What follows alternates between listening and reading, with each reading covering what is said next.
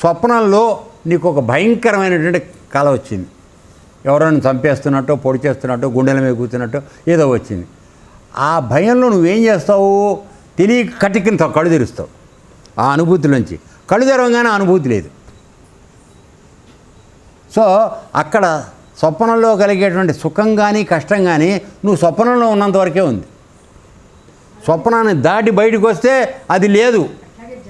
ఇప్పుడు చెప్పేది అది ఏంటంటే, నువ్వు ఈ ప్రపంచంలో, నేను రెండో స్థాయి అని చెప్పానే, అందుకే చెప్పింది, ఈ నిజ ప్రపంచంలో రోజు జరుగుతున్న విషయాల్లో కూడా ఇది డ్రామా, ఇందులో కనపడేవన్నీ అబద్ధం అనే స్థితికి నువ్వు నిశ్చయంగా చేరిన రోజున నువ్వు సాక్షిగా ఉండడం అలవాటైంది నీకు. అప్పుడు నువ్వు ఏ పని చేయక్కర్లా, అన్నీ ఆయన చూసుకుంటాడు. మామే చెప్తాడు కదా, అనన్యాం చింతయంతో మామ, అప్పుడు చెప్తాడు నువ్వు అంత చేయగలిగితే.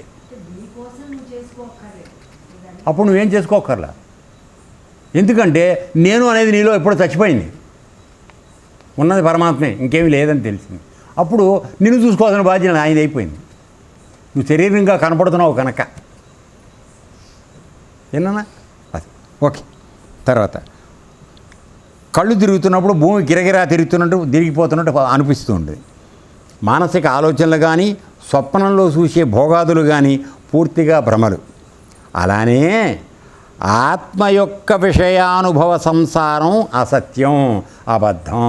అంటే ఈ ఆత్మ చేస్తోంది అంటే శరీరాన్ని నువ్వు జీవుణ్ణి పెట్టుకుని ఇవి అనుభవించే వాటిని ఆత్మ చేస్తోందని అనుకుంటున్నావు చూసావా, అది ఏవైతే ఉందో ఆ విషయ అనుభవ సారం అసత్యము, అబద్ధము. అంతే, దానికి సంబంధం లేదు. ఆత్మ యొక్క నిజస్వరూపం ఏమిటి? ఆత్మ నిత్య శుద్ధ బుద్ధ ముక్త స్వభావ ప్రభాపూరకం. ఎన్ని విశేషణాలు వేశాడో చూడండి. ఆత్మ యొక్క నిజస్థితి ఏమిటి? అది నిత్యము, ఎల్లప్పుడూ ఉండేది. తర్వాత శుద్ధము, దానిలో మల్యం అనేది లేదు. తర్వాత అది బౌద్ధంగా ఉండిపోతుంది, ఏ విధమైన చలనం లేకుండా ఉంటుంది. తర్వాత ముక్త స్వరూపం, అంటే అది ఎప్పుడు ముక్తిలో ఉంటుంది, దానికి ఏ అంటుకుని ఉండవు. మనం ముక్తులం కాదు, అర్థమైందా?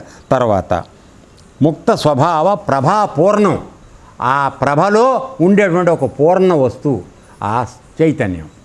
అదే అమ్మగారు దీంట్లో మధ్యలో ఉన్నది, అది సహస్రారం దాకా వెడుతుంది. 101 నాడులు ఉన్నాయి, అందులో ఒక నాడి మాత్రమే పూర్తిగా పైదాకా వెడుతుంది, మిగతా అవన్నీ సగానికి వచ్చి ఆగిపోతాయి, అనగా ఏడాపింగళ దాకా వచ్చి ఆగిపోతాయి. ఇవన్నీ నిన్ను ప్రపంచంలో బంధిస్తాయి, అది మాత్రం నిన్ను ప్రపంచం నుంచి విడివడదీస్తుంది.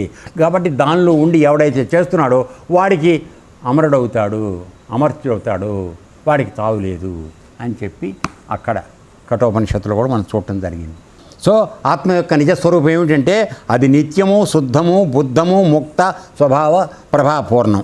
తర్వాత విషయ సుఖాలు సత్యం కానప్పటికీ, ఇందాక మనం మాట్లాడుకున్నాం కదా, విషయ సుఖం సత్యం కానప్పటికీ జీవుడు విషయభోగాలను గురించి ఆలోచిస్తూ ఉంటాడు. ఇంట్లో అక్కడ మిర్చి బజ్జీ వేస్తున్నారు అనుకో, నువ్వు ఇక్కడెక్కడో ఉన్నావు, అది వేస్తోంది అక్కడ మిర్చి బజ్జీ, ఆ వాసన గాల్లో వచ్చింది, వెంటనే నీ మనసు ఎక్కడికి వెళ్ళిపోయిందిరా? మిర్చి బజ్జీ మీదకి వెళ్ళిపోయింది. వెళ్ళటమే కాదు, దాని దుంపదేగా నోట్లో లాలాజలం కూడా ఊరుతుంది. ఎప్పుడు తిందామా? వేడి చల్లారకుండా తింటే బాగుంటుంది, నోరు కాలుతూ ఉన్నా దాని దుంపదేగా వేడిగా తింటేనే బాగుంటుంది. దాంట్లోకి చట్నీ ఏం వేసుకుంటే బాగుంటుంది? అల్లం చట్నీ వేసుకుంటే బాగుంటుందా? ఏం వేసుకుంటే బాగుంటుంది? ఇవన్నీ వచ్చేస్తాయి నీ మనసులోకి, అవునా కాదా? కేవలం ఒక్క మిర్చి బజ్జీ అక్కడెక్కడో వంటింట్లో పొయ్యిలో వేస్తున్న దానికి ఎన్ని కనెక్షన్లు వచ్చినాయి చూడు. కాబట్టి విషయ సుఖాలు అది సత్యమా? మిర్చి బజ్జీ ఎప్పుడు ఉందా? లేదు. ఆ ఉన్న కాసేపట్లో ఎన్ని వచ్చినాయో నీకు చూసుకో. కానప్పటికీ జీవుడు విషయభోగాల గురించి ఆలోచిస్తూ ఉంటాడు. అట్టివాడు, అలా ఆలోచించేవాడు ఎవడైతే ఉన్నాడో, విషయభోగాల గురించి ఆలోచించేవాడు ఎవడైతే ఉన్నాడో, వాడు జన్మ మృత్యు చక్రబంధం నుండి విముక్తి పొందలేడు. ఇది మనకు అర్థం కాని విషయం. వాసన అంటే చూస్తాము, లాలాజలం కార్చుకుంటాం, కానీ దాని నుంచి దూరంగా ఉండమంటే మనతో అయ్యే పని అది అబద్ధం. కాబట్టి స్వప్నంలో అనర్థ దృశ్య అనుభవాల నుండి ముక్తి మెలకు వచ్చినప్పుడే కదా.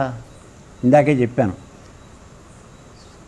స్వప్నం కలబడింది, కల్లో ఏదో పెద్ద దుర్మార్గం జరిగిపోయినట్టుగా అనిపించింది, వెంటనే ఇటు కళ్ళు తెరిచావు, ఆ కల బాయే, అరే కల్లోనా ఇదంతా అని అనుకున్నావు. ఇక్కడ నువ్వు ప్రపంచంలో ఇప్పుడు అనుభవిస్తున్నవి కూడా ఆ కళతో సమానమైనవి. నువ్వు కళ్ళు మూసుకుపోయి ఆ కళలో కూర్చుని అవి అనుభవిస్తున్నట్టుగా అనుకుంటున్నావు. అందుకని ఏం చెప్పాడు నిన్న, భ్రాంతి పురుషుడు భ్రాంతి వల్లనే జన్మిస్తున్నాడు, మరణిస్తున్నాడు. వాడి కర్మ బీజ ఫలం కారణం కాదు జీవుడికి, భ్రాంతిలో మరణిస్తున్నాడు వాడు. ఆ భ్రాంతి ఎక్కడి నుంచి వస్తుంది? స్వప్నంలో వస్తుంది. స్వప్నం ఎందుకు కలుగుతోంది? నీ మనసు ఆ విషయాల్లో ఇంద్రియాలతో కూడిన విషయాలతో కలిసినప్పుడు నీకు స్వప్నం వస్తుంది.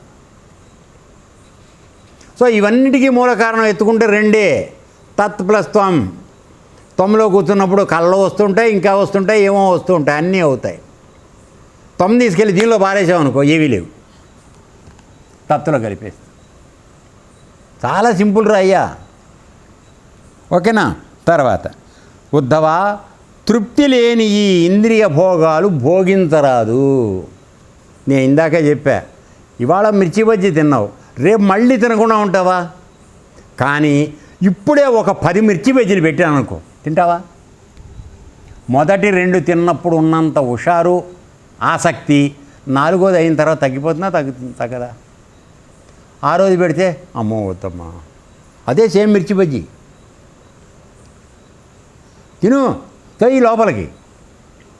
మరి పార్టీకి వెళ్ళినప్పుడు ఆ పని చేస్తాం కదరా. ఇంట్లో మామూలుగా 2 కాళ్ళు తినేవి, 2 ముక్కలు తినేవి, 4 ముక్కలు 5 ముక్కలు వేసుకు తింటామే. ఆ అన్నం తీసేసి మొత్తం ముక్కలే వేసుకు తింటాం కదా. ఇది మళ్ళీ దొరుకుతుందో దొరకదు. ఓకే, తృప్తి లేని ఈ ఇంద్రియ భోగాలు భోగించరాదు. ఇవి అసద్భూతాలు, అంటే చాలా అసత్యమైనవి ఇవి. ఈ ఇంద్రియ భోగాలు అన్నీ కూడా ఇవి మంచివి కావు. పతన హేతువులు, అనగా నిన్ను నాశనం చేసేవి ఇంద్రియ భోగాలు. ఇవి ఆత్మజ్ఞానం చూపని అజ్ఞానం వలన కప్పబడిన సాంసారిక భేదభావాలు బ్రహ్మమూలకాలు అని తెలుసుకో ఉద్ధవ. ఎంత మధ్య చెప్తున్నాడు. ఆత్మజ్ఞానం చూపని అజ్ఞానం వలన అంటే నీకు ఆత్మస్వరూపానం అనే జ్ఞానం నీకు తెలియదు, అజ్ఞానంలో ఉన్నావు. దాని వలన, ఆ అజ్ఞానం వలన కప్పబడినటువంటి సాంసారిక భేదభావాలు అంటే ఏమిటి? నీ సంసారంలోనే ఇది బాగుంది, ఇది బాగుండలేదని భేదభావాలు వస్తున్నాయా, రావట్లేదా? వీడు గురువుగారు మంచోడు కాదని మీరు అందరూ అనుకుంటున్నారు, అనుకోవట్లేదా? చెప్పు. మొహమాటంగా మాట్లాడద్దు, అబద్ధం చెప్పద్దు. ఏరా కనకయ్య, అది వాడిని ఏదని చెప్పాడు కరెక్ట్గా. ఇవన్నీ ఎందుకు వస్తాయి? నేను ఆత్మ కాదనే అజ్ఞానం మన మీద కప్పబడి ఉంది కాబట్టి ఆత్మజ్ఞానం చెప్తున్న గురువుగారి పట్ల కూడా మనకు కోపం ఉంటుంది. సహజం ఇది. తర్వాత ఇవి భ్రమమూలకాలు, అంటే నిన్ను భ్రమలో పడేసేవి. ఇది తెలుసుకోరా అయ్యా అని చెప్పాడు.